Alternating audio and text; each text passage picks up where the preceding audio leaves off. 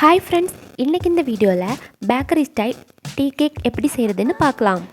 அதுவும் நம்ம இன்றைக்கி பேக்கிங் சோடா, பேக்கிங் பவுடர் எதுவுமே சேர்க்காமல் ரொம்பவும் சாஃப்டியான ஸ்பாஞ்சியான டீ கேக் எப்படி செய்கிறதுன்னு பார்க்கலாம். அதுக்கு நான் ஒரு ட்ரையான பவுலில் ஃபஸ்ட்டு 3 முட்டை எடுத்துக்கிறேன். முட்டை ரூம் டெம்பரேச்சரில் இருக்கிறத பார்த்து எடுத்துக்கோங்க. அது கூடவே 1/2 tablespoon vanilla essence, 1/2 tablespoon pineapple essence ரெண்டையுமே சேர்த்து நல்லா பீட் பண்ணி எடுத்துக்கலாம். பிகினர்ஸ் கூட இந்த கேக்கு ரொம்ப ஈஸியாக செய்ய முடியும். இதில் நம்ம பேக்கிங் சோடா, பேக்கிங் பவுடர் எதுவுமே சேர்த்துக்கலை. இருந்தாலும் ரொம்பவும் ஸ்பாஞ்சியாக சூப்பராக அந்த கேக்கு கிடைச்சிடும் நமக்கு.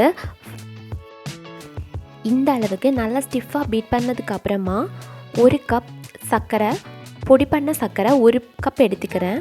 அதை கொஞ்சம் கொஞ்சமாக சேர்த்து இதையுமே நம்ம நல்லா பீட் பண்ணி எடுக்கலாம். ரொம்ப கம்மியாக தான் சேர்த்துக்கணும். அப்போ தான் அந்த சர்க்கரை எல்லாமே நல்லா மெல்ட்டாகி வரும். அப்போ தான் நமக்கு கேக்கோட டெக்ஸ்சர் ரொம்ப பெர்ஃபெக்ஷனாக இருக்கும்.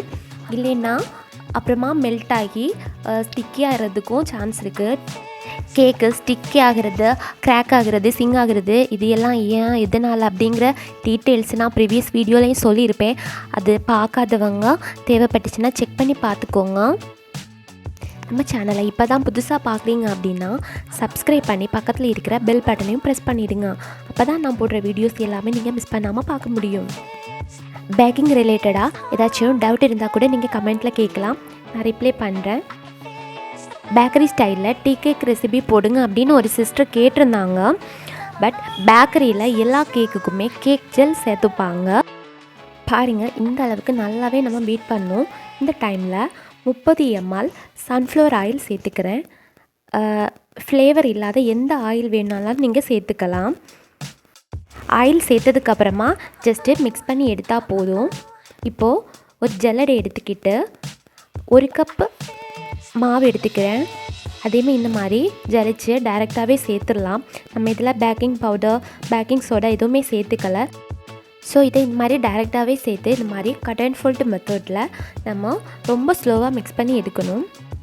இப்போ இது கூட 1 டேபிள் ஸ்பூன் அளவுக்கு நம்ம பால் சேர்த்து மிக்ஸ் பண்ணி எடுக்கலாம். நார்மலாக நம்ம 1 கப் மெஷர்மெண்ட்டில் கேக் பேட்டருக்கு 60 ml வரைக்கும் பால் சேர்த்துப்போம்.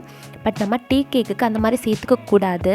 அந்த மாதிரி சேர்த்தோன்னா ஃபைனலாக அந்த கேக்கோட டெக்ஸ்சர் ஈரத்தன்மையாக இருக்கும். நமக்கு நல்லா ட்ரையாக இருக்கணும். அதான் டீ கேக்கோட டெக்ஸ்சர்.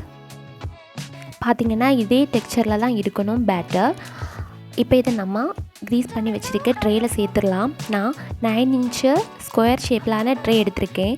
எப்போவுமே நம்ம பீஸ் பண்ணுற கேக் ஸ்கொயர் இல்லைன்னா ரெக்டாங்கிள் ஷேப்பிலான ட்ரேயில் சேர்த்துக்கோங்க.